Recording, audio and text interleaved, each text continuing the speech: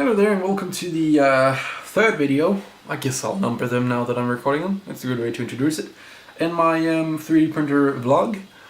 This one's going to be about my extruder and experiences with this on my printer. My printer is a Huxley, by the way. I'll probably make a video about that one at some point and put it up, and then you can go watch that on my channel. I don't have too many public videos. In the off chance that I will at some point, I guess I'll link it in the description. So if you can't find it, check the description. If it's not there, leave a comment. But so far I have my printer is Extruder body here. I have my geared NEMA 11 extruder, and that's about it. Yeah, my PTFE tubing, of course.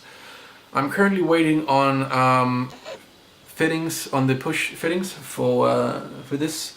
I have been in contact with John Guest from Germany, who make these fittings, and they said that they do stock them. It is a part of their cartridge line, and they offered to send me some free, so that's what I'm going to be using. But I did try and get them in contact with a local 3D printer store, and try and see if they would be interested in stocking them. They sounded interesting when I contacted the store, so I sent their contact information along to John Guest, and if they do decide to stock them, I'll put it in the mostly European BOM, and there would be a European link for that. I'm also waiting for the Tatso V2 gear. I have not yet found a European high quality gear that will fit on a 6mm shaft, so for now I would just recommend getting that from the US. But that is about all I have to say about the extruder for now. No, I do have something to say. Theus is working on a new version of this. This version is made by Soup, I believe, the V2.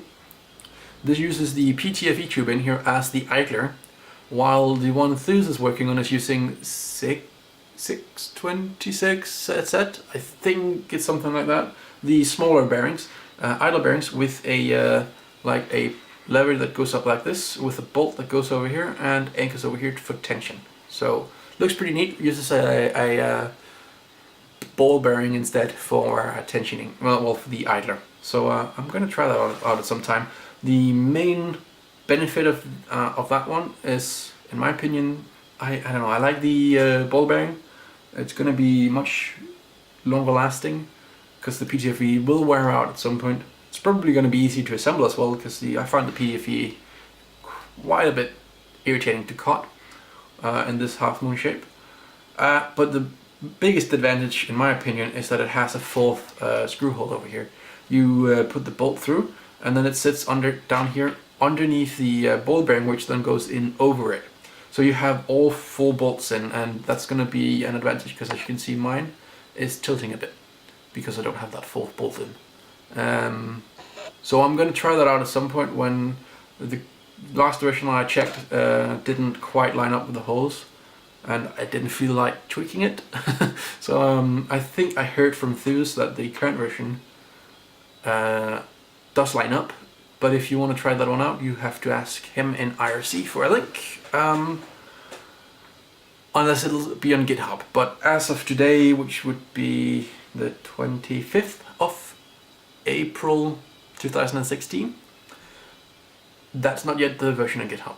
But at some point in the future, I'll imagine it'll be. But yeah, so that's about it I have to say about the extruder. Thank you for watching, and bye.